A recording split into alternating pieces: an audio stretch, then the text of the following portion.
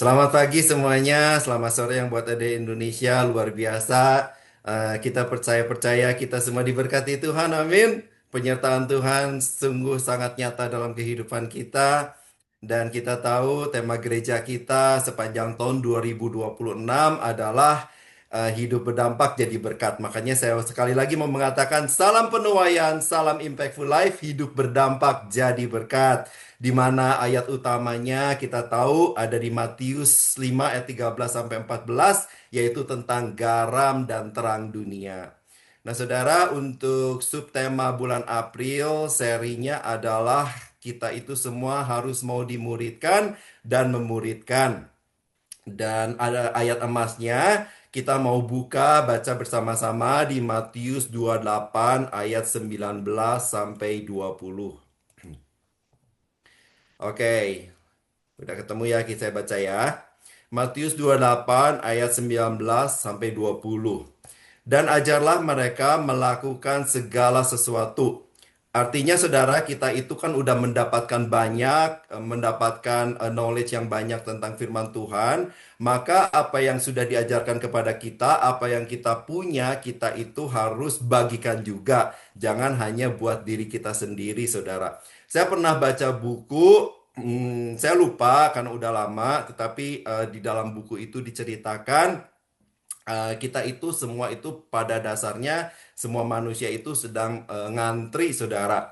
Dan ada dua antrian. Yang satu ujungnya adalah jurang ke dalam api menyala yang kekal, dan yang satu antrian menuju ke rumah Bapa. Nah, saya percaya saya dan saudara berada di jalur yang benar. Tapi kalau kita melihat di sebelah kita ada jalur yang salah, kemudian apalagi kalau kita misalnya mengenal muka-muka orang-orang yang ada di jalur yang salah, atau bahkan keluarga ada di jalur yang salah, maka kita harus beritahu kepada mereka, mereka ada di tempat yang salah. Makanya firman Tuhan bilang, ajarlah mereka melakukan segala sesuatu. Kita bagikan, saudara. Kita kasih tahu bahwa di dalam Yesuslah hanya ada keselamatan. Ya, kita teruskan ayatnya, saudara. Dan ajarlah mereka melakukan segala sesuatu yang telah kuperintahkan kepadamu, dan ketahuilah bahwa aku menyertai kamu senantiasa sampai kepada akhir zaman. Jadi ingat baik saudara bahwa Tuhan yang setia, Tuhan yang baik itu akan menyertai kita senantiasa. Jadi bukan Tuhan itu nggak menyertai kita kalau Tuhan lagi mau, atau Tuhan lagi berkenan, atau Tuhan lagi happy. Enggak, saudara. Tetapi janji firman Tuhan, Tuhan akan menyertai kita senantiasa. Amin. Dan kemudian ayat berikutnya, saudara. eh ya, itu saudara ya. Jadi itu adalah apa, saudara? Yang ayat yang baru kita baca adalah sebuah perintah sebelum Tuhan Yesus naik ke surga. Dan perintah atau yang kita lebih kenal dengan amanat agung ini sudah memberikan dampak-dampak yang luar biasa. Nah, kita tahu saudara, kalau kita baca firman Tuhan, maka kita tahu bahwa waktu Tuhan Yesus masih hidup di dunia, yang ikut Tuhan Yesus itu bergerombol-gerombol banyak sekali, saudara. Ya kan, sampai pada suatu ayat kita pernah baca, begitu banyaknya orang sehingga Tuhan Yesus bilang, oh, karena dia takut terdesak, saudara, ya kan, karena begitu banyak orang yang mau menjamah dia, yang mau bertemu dengan dia. Makanya Tuhan Yesus bilang, ayo cari perahu supaya aku nggak terdesak, karena semua orang mau menjamah aku, kata Tuhan Yesus. Tapi dari ribuan orang yang ikut bergombol-gombol ikut Tuhan Yesus, hanya 12 orang yang menjadi muridnya. Dan pada saat Tuhan Yesus bangkit, tinggal 11 orang, karena kita tahu Yudas Iskariot dia menggantung dirinya sendiri karena mengkhianati Tuhan Yesus. Tetapi setelah kenaikan Tuhan Yesus, Matias dipilih untuk menggantikan Yudas Iskariot itu, saudara, sehingga jumlahnya 12 orang lagi dan dikenal sebagai 12 rasul. Nah, 12 rasul ini sebagai murid Tuhan Yesus, mereka keluar, mereka bergerak, maju dan melakukan amanat agung Tuhan Yesus ini. Dan dampak kedua belas rasul ini yang mau melakukan firman Tuhan, yang bergerak, yang keluar, yang mau benar-benar melaksanakan amanat agung Tuhan Yesus itu sangat luar biasa, saudara, mengubahkan dunia. Kita tahu akhirnya banyak misionaris, banyak evangelis yang tinggalkan kehidupan kenyamanan mereka. Kemudian juga banyak orang yang digerakkan Tuhan untuk menulis buku. Dan bahkan tidak sedikit juga murid-murid Tuhan ini yang Tuhan izinkan untuk mati martir, saudara ya kan, untuk menggenapi amanat agung Tuhan Yesus. Dan karena ada orang-orang seperti ini, saudara, yang bukan cuma diam, yang bergombol-gombol, tetapi mau dengar, bukan cuma mau dengar, tapi mereka percaya kepada Tuhan Yesus dan mau jadi murid dan mau keluar, bergerak dan melakukan firman Tuhan, maka dampaknya Bapak dan Ibu sampai pada kita hari ini, ya kan? Jadi seperti tongkat estafet, saudara, ya kan? Tongkat estafet amanat agung ini, nah sekarang sudah menjadi ada di tangan kita, saudara. Jadi ini adalah bagian kita sekarang untuk melaksanakan amanat agung Tuhan Yesus ini, saudara. Nah, kuncinya apa? Kuncinya harus mau, karena kan tadi visinya adalah mau dimuridkan dan memuridkan. Kenapa mau, saudara? Karena banyak yang nggak mau. Karena jadi murid itu harus melakukan apa yang diajarkan gurunya. Dan harus komitmen, saudara, ya kan? Jadi murid itu kan harus jadi komitmen. At some point, hidup kita semua pernah lah jadi murid, saudara, ya kan? Kita kalau jadi murid, ya kita mesti komitmen, saudara. Masuk kelas, ada jam-jamnya. Nggak bisa kita seenak-enaknya sendiri. Makanya banyak orang yang cuman mau ikut Yesus tapi nggak mau lebih dalam jadi murid karena mereka nggak mau melakukan. Nah, inti sharing firman saya pada pagi hari ini sangat simpel. Jadi murid itu artinya melakukan, saudara. Ya, dalam hidup kita ini, kita melakukan sesuatu berdasarkan apa yang kita percaya atau kita setuju. Yang kita pikir benar, yaitu yang kita tahu, setuju, pikir benar, ya kita lakukan, ya kan, saudara. Nah, misalnya kalau kita percaya, kita setuju, dan kita tahu kalau minum soda banyak-banyak itu nggak sehat, maka pasti kita nggak akan minum banyak-banyak soda, ya kan? Karena kita percaya itu nggak bagus buat kesehatan kita. Kalau seperti saya misalnya merasa bahwa kalau mau main bagi jumping itu berbahaya, walaupun saya pernah dipaksa, saudara, main bagi jumping di Bali, udah naik, saudara. Tetapi saya tetap akhirnya turun aja lah sampai saya dapat kaos tulisannya chicken, karena kan mundur, saudara, ya kan, nggak berani udah ke atas, nggak berani loncat, dikasih kaos chicken gitu kayak pengecut. Tapi nggak apa-apa karena saya merasa permainan itu bahaya, saudara. Nah, saya jadi akhirnya juga nggak ikut bermain, saudara. Nah, sekarang bagaimana dengan kehidupan kita sebagai anak-anak Tuhan yang dikenal sebagai orang Kristen? Nah, saudara, kehidupan Kristen itu ya intinya adalah sebagai murid Kristus. Jadi bukan cuma datang ke gereja atau di Zoom, memuji dan menyembah selama 20-30 menit, kemudian dengerin khotbah, kasih persembahan, ya udah beres gitu. Pulang, beres, that is done gitu ya. Tapi tujuannya apa, saudara? Tujuannya adalah kita melakukan itu semua karena mau menjalani kehidupan seorang murid.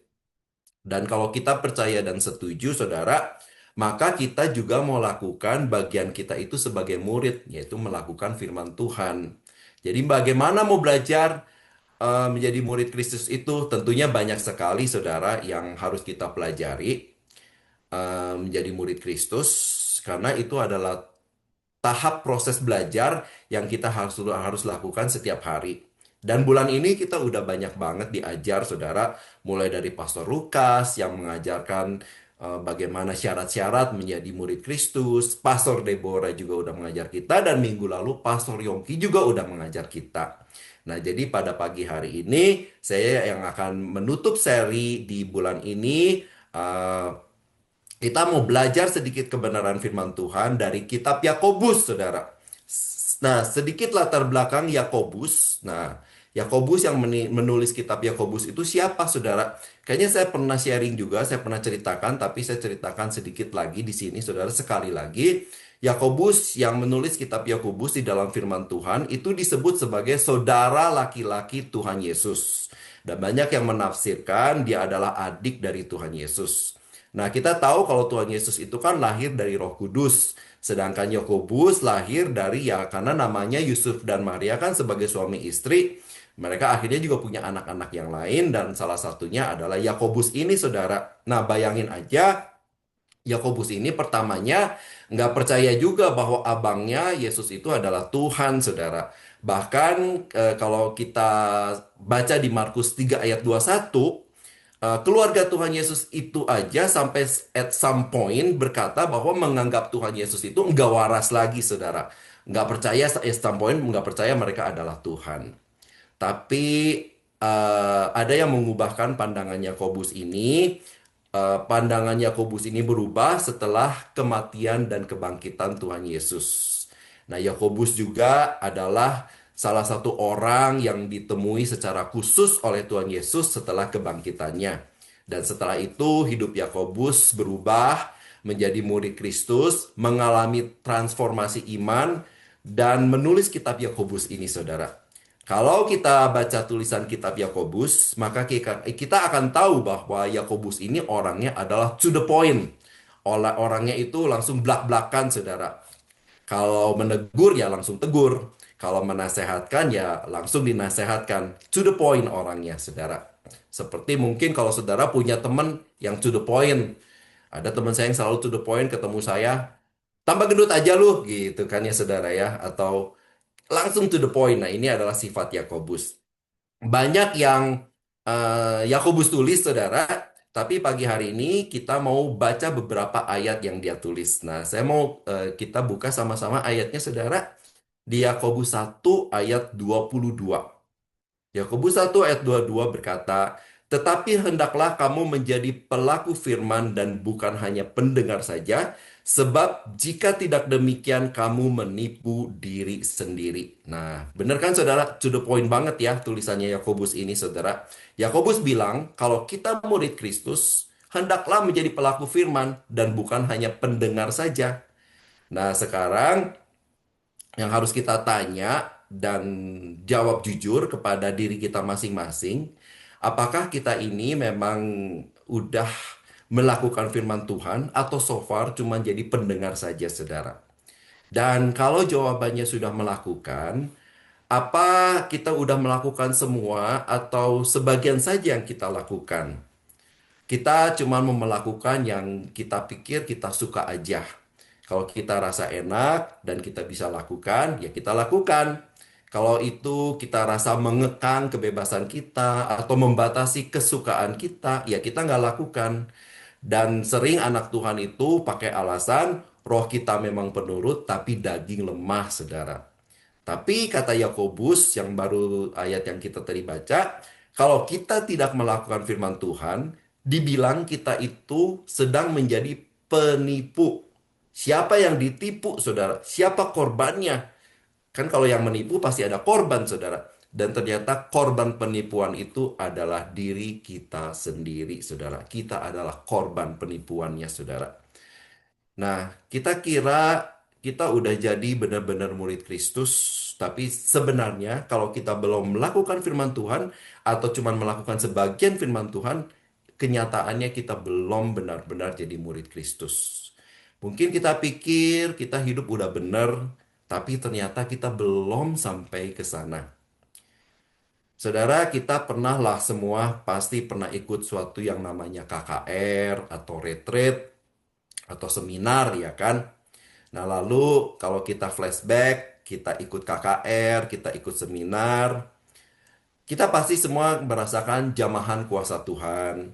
Kita disadarkan semua yang tidak benar yang kita lakukan, dosa-dosa kita.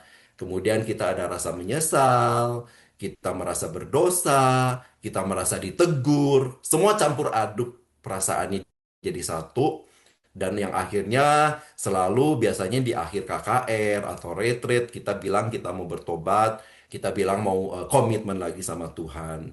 Tapi setelah KKR itu beres, setelah retreat itu beres, kita pulang ke rumah masing-masing.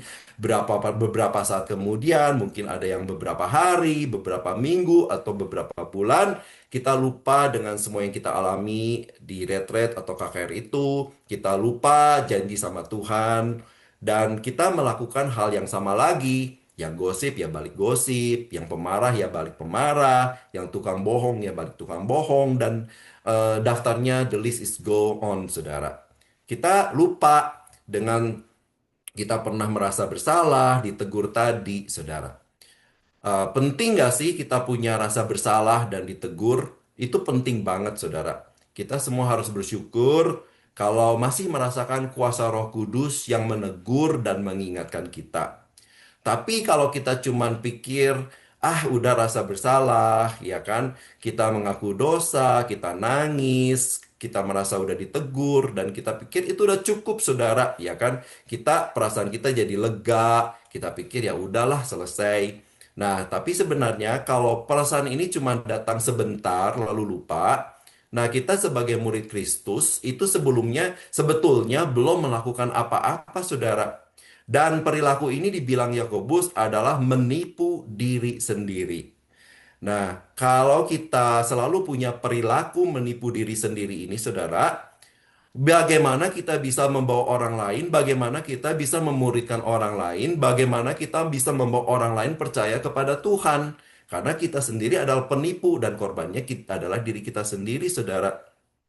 Kita bicarakan firman, mulut kita bicarakan firman, tetapi kelakuan kita berbicara hal yang lain.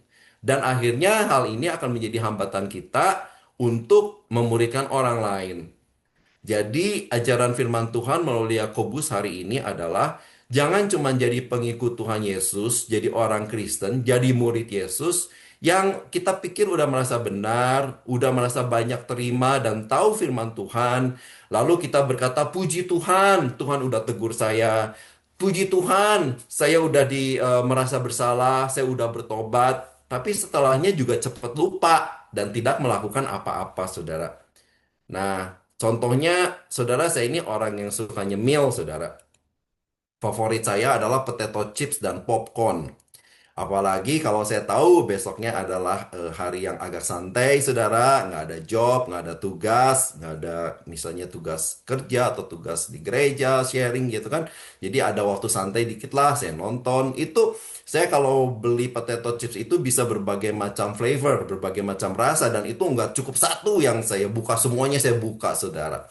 Dan tanpa sadar kalau udah gitu sambil nonton, tahu-tahu habis, saudara. Dan kemudian saya pikir kenapa saya nggak turun-turun terus berat badannya ya, saudara ya. Jadi saya harus bilang ke diri saya sendiri, wah nggak bisa begini terus nih. Saya harus kurangi atau saya harus hilangkan kebiasaan ini dan saya harus mulai olahraga, saya harus mulai ke gym. Nah, saya bilang ke sendiri, ah member gym kan udah ada. Nah sekarang saya download lah appsnya, apps buat latihan, cara-caranya gimana. Atau saya follow sama trainer gym gimana, ya kan. Saya download semua, saya follow, puji Tuhan saudara, saya udah lakukan itu. Tetapi saudara, tidak membawa dampak yang signifikan karena cuman kerjaannya download aplikasi, download follow trainer itu, saudara. Saya bilang, oh yang ini bagus, bener. Oh yang ini bener banget. Oh yang ini ciami. Ya, saya mau banget badan jadi seperti orang ini, punya six pack segala macam, saudara. Lalu apalagi? Wah, saya juga udah punya gym membership, saudara. Yang jarang dipakai, saudara. Cuman sekali-sekali pergi. Jadi hanya sebatas itu, saudara. Habis itu kalau jalan-jalan ke supermarket, lewat lorong-lorong yang banyak potato chips, ya beli nggak, saudara? Beli lagi, saudara. Ya, jadi saya itu seperti menipu diri sendiri, saudara. Download, download, download, punya di membership, tapi nggak melakukan apa-apa. Makanya Yakobus bilang kita hanya menipu diri sendiri. Kalau kita tahu banyak firman Tuhan, kita download Bible app segala macam, tapi kita nggak melakukannya, saudara. Atau ya ada kemauan-kemauan yang lain lah. Misalnya saudara ada yang mau bertekad mau belajar beli masak, misalnya saudara beli bukunya, beli kompornya, beli ininya, beli itunya, saudara, ya kan. Tapi nggak dipakai, saudara. Ya nggak bisa maju juga, saudara. Ada yang mau juga mungkin beli alat treadmill, saudara, ya buat di rumah. Wah, males lah ke gym, saya mau beli treadmill aja, saudara. Akhirnya treadmillnya juga nggak dipakai, cuma jadi gantungan baju di rumah, saudara. Ya nggak akan menghasilkan apa-apa juga, saudara. Jadi sharing pada hari ini juga adalah teguran buat saya, ya kan? Makanya susah juga ya kalau sharing firman Tuhan karena saya ditegur banyak, saudara. Nah, demikian juga dengan firman Tuhan, kita bilang ya dan amin, merasa ditegur. Renungan pagi, yes, bagus. Doa pagi hari ini memberkati banget, ya kan? Firman Tuhan, oh, luar biasa. Tapi kalau kita pikir-pikir, sudah kita dengar, sudah kita baca, udah beres, perasaan kita terpuaskan, hari Minggu udah ke gereja, udah kewajiban beres. Tapi kalau sebatas itu ternyata belum tuntas, saudara. Karena kita sebetulnya belum melakukan. Dan kalau kita belum melakukan apa yang kita dengar, sekali lagi kita sedang menipu diri sendiri. Jadi yang pertama, poin yang pertama adalah kita ini jangan jadi seorang penipu, saudara. Karena korbannya adalah diri kita sendiri. Ya, kita lanjutkan apa yang Yakobus bilang di ayat yang ke-23 sampai ke-24. Sebab jika seseorang hanya mendengar firman saja dan tidak melakukannya, ia adalah seumpama seorang yang mengamat-amati mukanya yang sebenarnya di depan cermin. Baru saja ia memandang dirinya, ia sudah lupa pergi atau ia segera lupa bagaimana rupanya.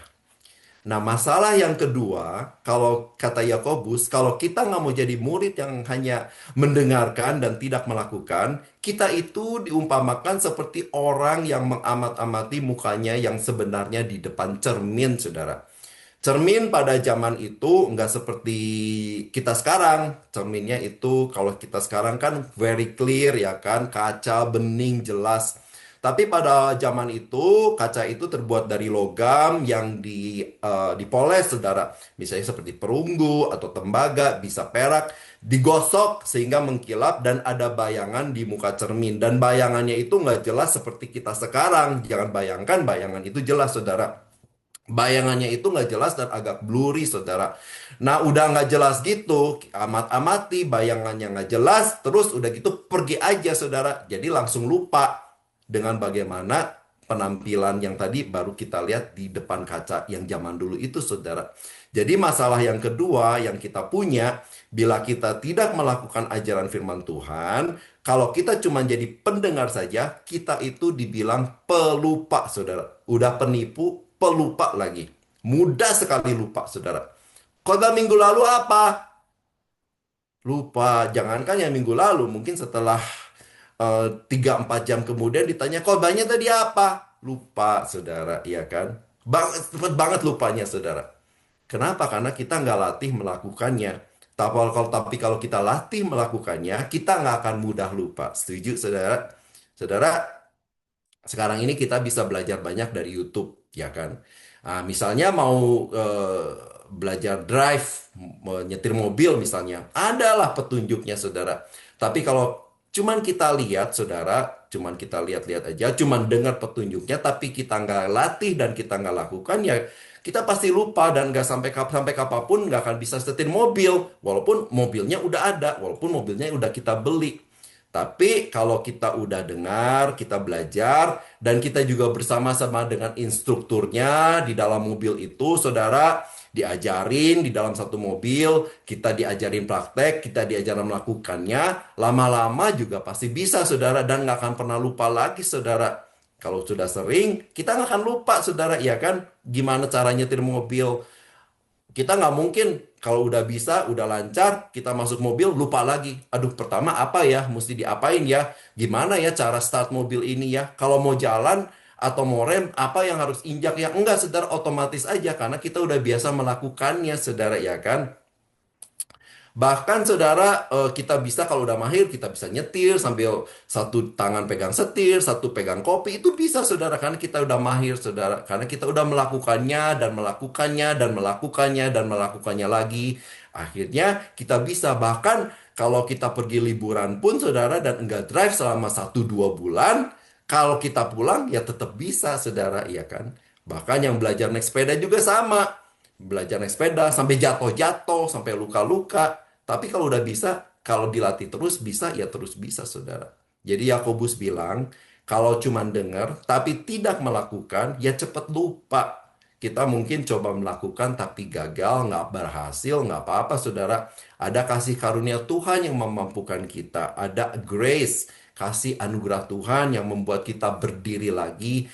Kata Tuhan, ayo jalan bersama aku lagi karena aku menyertai kamu. Kita kan jalan sama Tuhan, kita jatuh, Ya, Tuhan bilang bangkit lagi, ayo lakukan lagi. Jadi kalau kita jatuh jangan menyerah saudara, ya kan? Tapi juga jangan kita pikir karena banyak kasih anugerah, ya jatuh lagi, jatuh lagi, jatuh lagi. Iya Tuhan setia, Tuhan bisa angkat kita saudara. Tetapi tetap kalau kita sengaja jatuh lagi, jatuh lagi, jatuh lagi, saudara nggak belajar-belajar, saudara, akhirnya ya kita yang rugi kita ya kan kita kehilangan waktu, kita juga babak belur dan akhirnya kita tiba di tempat yang Tuhan mau juga semakin lama. Tapi ya itulah saudara, yuk kita mulai latih firman Tuhan, lakukan firman Tuhan saudara walaupun ada gagal, bangkit lagi karena ada kasih karunia Tuhan yang selalu menyertai kita senantiasa.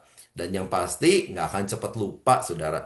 Terus belajar, nggak akan cepat lupa. Kalau Tuhan bilang jangan egois, ya belajar untuk terus jangan egois, saudara. Jangan kikir, kata Tuhan, ya jangan kikir, saudara.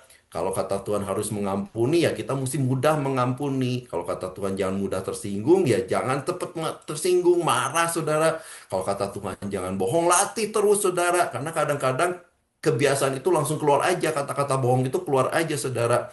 Kalau kata Tuhan, jangan memikirkan hal-hal yang tidak berguna, pikirkan hal-hal yang di atas. Kita latih terus pikiran kita, saudara, memikirkan hal-hal yang di atas. Kalau kata Tuhan, jangan iri hati, ya jangan iri hati. Jangan hawa nafsu, permusuhan. Semua yang Tuhan mau ajarkan dan Tuhan mau kita mahir, kita mesti latihan melakukannya dan kita pasti mahir. Kalau kata slogannya Nike, just do it. Yuk kita bisa bersama dengan Tuhan, saudara. Membutuhkan praktek, membutuhkan latihan, dan kita terus lakukan supaya kita nggak lupa, saudara. Apalagi kalau kita mendengar firman-Nya itu cuman seminggu sekali. Wah, udah kalau cuman seminggu sekali, udah dah, ya kan? Dan gak dipraktekkan, cepet banget pelupanya. Jadi yang pertama tadi penipu, yang kedua pelupa. Nah, apakah Yakobus sudah beres? Belum, saudara. Nah, kita mau akhiri dengan ini, saudara. Kalau tadi semua peringatan yang akan terjadi kalau kita hanya mendengar tapi tidak melakukan adalah kayaknya hal-hal yang kurang baik, yang negatif. Dibilang kita penipu lah, ya kan? Si Yakobus ini emang to the point, penipu lu katanya. Juga pelupa lu katanya, ya kan?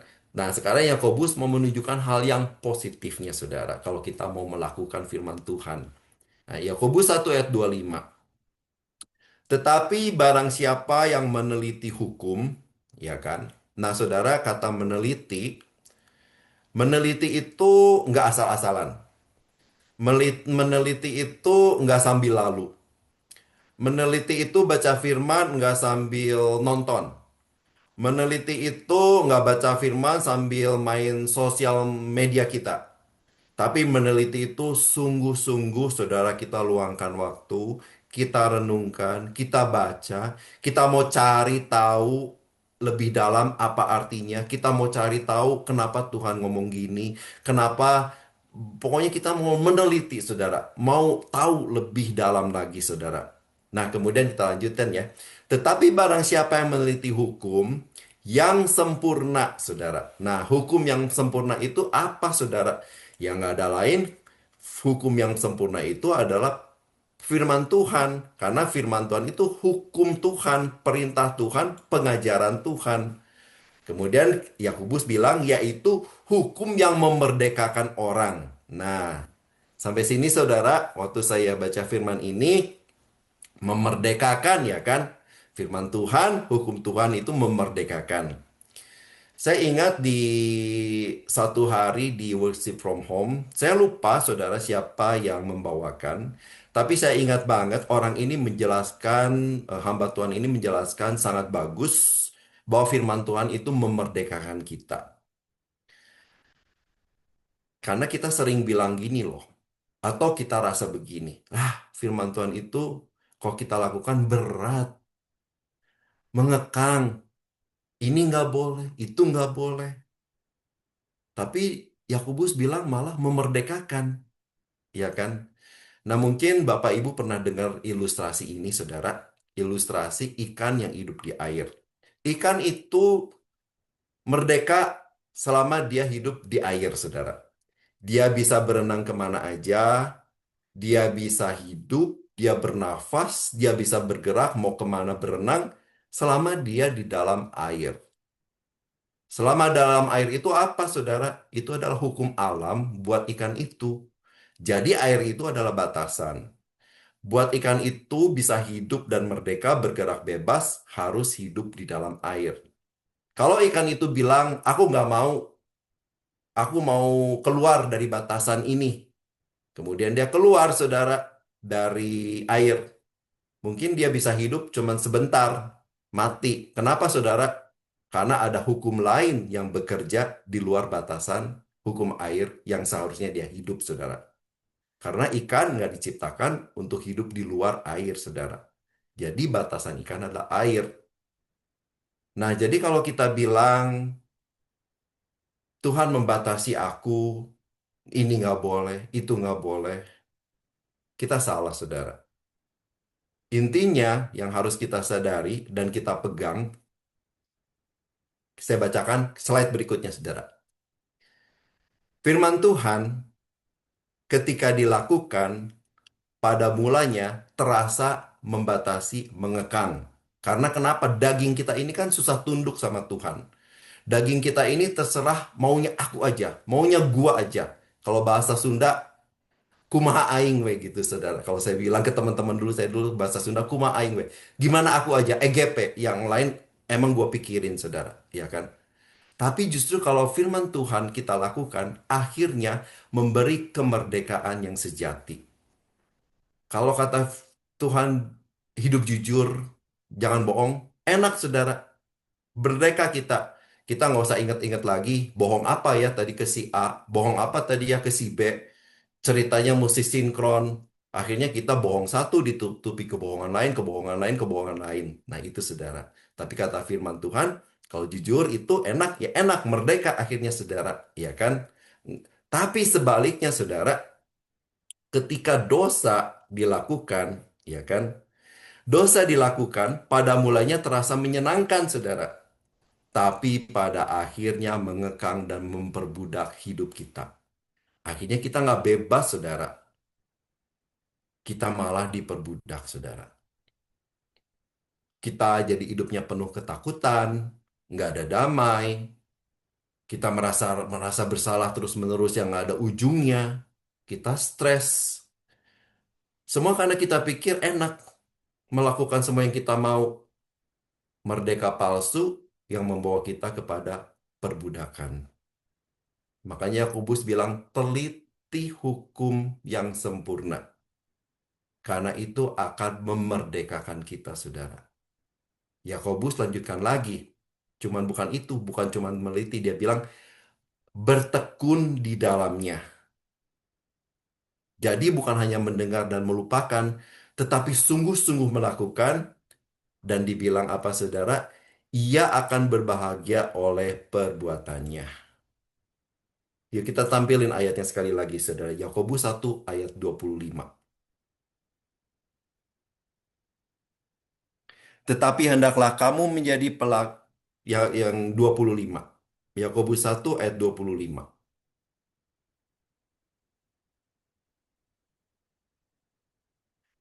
Tetapi barang siapa yang meneliti hukum yang sempurna, yaitu hukum yang memerdekakan orang dan ia bertekun di dalamnya, jadi bukan hanya mendengar dan melupakannya, tetapi sungguh-sungguh melakukannya, ia akan berbahagia oleh perbuatannya. Saudara, ini sinkron, ini setuju, ini sama dengan yang Pak Yongki ajarin minggu lalu ya kan, soal bahagia ini. Karena emang itu tujuan Tuhan buat kita semua, kita itu bahagia yang sejati, saudara. Jadi, murid Tuhan yang melakukan ajaran firman Tuhan, pasti ujungnya bahagia, saudara. Dan ingat, seperti yang Pastor Yongki udah ajar kemarin, bahagia di sini bukan berarti nggak ada tantangan. Bahagia di sini bukan artinya kita semua jadi jadi wah, mil bilioner, saudara. Atau kita nggak akan mengalami masa susah, atau kita nggak akan mengalami sakit penyakit. Enggak, saudara, kita bisa sakit juga masih bisa, saudara. Tapi di atas semua itu, sukacita kita nggak akan hilang, damai sejahtera kita nggak akan hilang, kebahagiaan kita nggak akan hilang. Nah, kemudian saudara, saya mau tutup dengan ini, saudara. Ini kan soal melakukan firman Tuhan ya, saudara, ya kan? Nah, sekarang abangnya Yakobus, kokonya Yakobus itu siapa, saudara? Tuhan Yesus kan? Tuhan Yesus sendiri bilang apa, saudara? Saya nggak cantumkan karena terlalu banyak, tetapi nanti kalau ada waktu, renungkan lagi, baca lagi apa yang Tuhan Yesus katakan di Matius 7 ayat 24, 25. Tadi juga Marcel udah menyinggung. Jadi orang yang mendengar dan melakukan firman Tuhan adalah sama dengan orang bijaksana yang mendirikan rumah di atas batu, ada hujan, ada banjir, aman.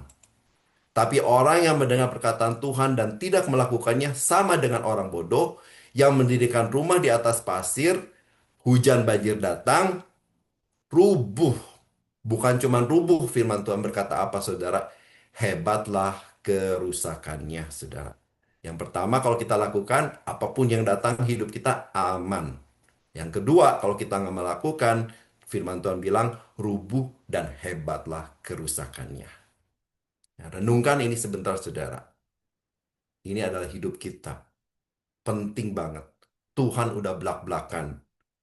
Yakobus udah belak-belakan. Udah kasih tahu di depan, saudara. Di mata Tuhan, nggak peduli anaknya punya jabatan manajer, sekolah tinggi, pinternya luar biasa. Tapi kalau nggak melakukan firman Tuhan, tetap Tuhan bilang itu orang tuh bodoh. Bodoh banget. Udah dikasih tahu, nggak melakukan. Nah, posisinya tinggi, saudara. Jadi manajer, jadi CEO. Tapi bagi Tuhan kalau nggak melakukan mah bodoh. Tuhan aja bisa belak-belakan, saudara, bodoh. Pak, si Yakobus apalagi, saudara, penipu, pelupa, kasar sepertinya, saudara. Tapi ini firman Tuhan, saudara. Jadi perbedaan antara orang bijaksana dan orang bodoh adalah respon kita, apa yang kita dengar selama ini. Kita mau melakukannya atau nggak mau melakukannya, saudara. Yuk, hari ini, saudara, sebagai series penutup dari mau dimuridkan dan memuridkan, ambil keputusan dulu, saudara, untuk jadi murid Tuhan yang nggak jadi seorang penipu, yang nggak jadi pelupa, dan nggak bodoh, tapi jadi bijaksana. Amin. Caranya dengar, teliti, dan latih dengan tekun melakukan firman Tuhan. Bukan sekedar tahu, setuju, kita wah beriman, yes iman. Amin, amin. Kita mengimankan dan mengaminkan. Tapi yang tidak kalah penting dari semua teriakan kita itu, kita juga harus mau melakukannya, saudara. Murid Kristus itu melakukan firman Tuhan. Tapi sekali lagi, kita melakukannya enggak sendirian, ada kasih karunia Tuhan yang memampukan dan menyertai kita senantiasa. Ayat penutup, Yohanes 5 ayat 8. Dalam hal inilah Bapakku dipermuliakan, yaitu jika kamu berbuah banyak dan dengan demikian kamu adalah murid-muridku. Saudara, tandanya kita murid Tuhan itu berbuah banyak. Untuk berbuah, kita mesti tertanam, tumbuh, subur, dan melakukan firman Tuhan, mengeluarkan buah-buah, saudara. Bukan cuma mendengar dan percaya, tapi melakukannya. Dan kalau kita lakukan, dikatakan yang dipermuliakan nama Tuhan, saudara. Dari buahnya, orang tahu siapa guru kita. Dari buahnya, kita bisa bilang dengan bangga, Tuhan Yesus Kristus, guru kita yang agung. Saudara, yuk kita semua udah sering dengar, lakukan firman Tuhan, tapi mau lebih lagi, supaya kita bisa jadi murid-murid Kristus yang sejati, dan nama Tuhan dipermuliakan. Amin. Kalau boleh saya tutup dengan doa sebentar.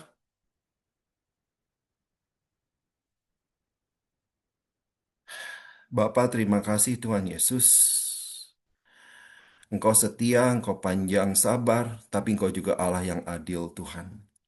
Tuhan, Engkau sudah berkata secara begitu jelas, to the point, bersama dengan Yakobus juga Tuhan sudah berkata, Tuhan, kalau kami nggak melakukan firman-Mu, maka Kau bilang kami ini adalah penipu, saudara. Bukan cuma penipu, kalau kami nggak melakukan, kami ini adalah orang-orang yang pelupa, saudara. Dan Kau, Tuhan Yesus berkata, kami ini bodoh, saudara. Kalau kami nggak melakukan firman Tuhan. Karena Kau sudah mengingatkan, kalau kami nggak melakukan firman-Mu, maka kehidupan kami ini akan rubuh, saudara. Bukan cuma rubuh, hancur kerusakannya. Kau sudah peringatkan kami, Tuhan. Tuhan, biar kami terus berjalan di jalan-Mu yang kekal, Tuhan. Kami mau berada di mana Engkau berada, Tuhan. Kau adalah guru kami, Tuhan. Seperti misalnya kami belajar mobil, di sebelah kami adalah instruktur mobil itu yang mengajar kami, demikian juga kami mau bersama-sama dengan Engkau, Tuhan. Ajar kami, Tuhan, setiap hal-hal, even perkara-perkara yang kecil, dengan cara yang bisa kami mengerti, Tuhan, agar kami bisa melakukan firman Tuhan. Kau berkata firman Tuhan itu nggak berat kalau kami mengasihi Engkau, Tuhan. Kami percaya kami semua di sini mengasihi Engkau, Tuhan. Tuhan, sudah banyak mungkin waktu yang kami habiskan tidak menjadi murid yang baik. Kami menjadi penipu, pelupa, dan bodoh, Tuhan. Tetapi biarlah Tuhan yang lalu dengan kasih anugerah-Mu bisa kau bisa maafkan kami, Tuhan. Kau bisa buat kami bangkit berdiri lagi, Tuhan. Tetapi Tuhan, mulai hari ini, Tuhan, dan ke depannya ya Bapa, kami minta Tuhan belas kasihan-Mu, Tuhan. Kami minta lagi Tuhan, kebaikan-Mu Tuhan dinyatakan bahwa setiap anak-anak-Mu Tuhan, setiap kami semua. Bikin kami semua Tuhan bukan cuma jadi pendengar yang dari minggu ke minggu mendengar dan cuma melakukan sebagian firman-Mu Tuhan. Sempurnakan kami sebagai murid-murid-Mu Tuhan. Terus bersama dengan Engkau agar kami juga bisa memuridkan menjadi dampak, at least menjadi dampak buat keluarga-keluarga kami yang belum selamat. At least menjadi dampak buat teman-teman dekat kami juga yang belum selamat, yang sepertinya mereka juga ke gereja, tetapi mungkin juga Tuhan mereka berada di jalur yang salah karena tidak melakukan kebenaran firman Tuhan. At least kami menjadi dampak Tuhan di mana kami berada di tempat-tempat kerja. Mungkin kami nggak bisa berkhotbah, tetapi dengan semua kami melakukan firman Tuhan, kami tahu Tuhan dengan perbuatan kami sedang menyatakan bahwa Engkau adalah guru kami Tuhan. Terlepas dari semuanya, biar namamu dipermuliakan. Di dalam nama Tuhan Yesus. Haleluya. Amin.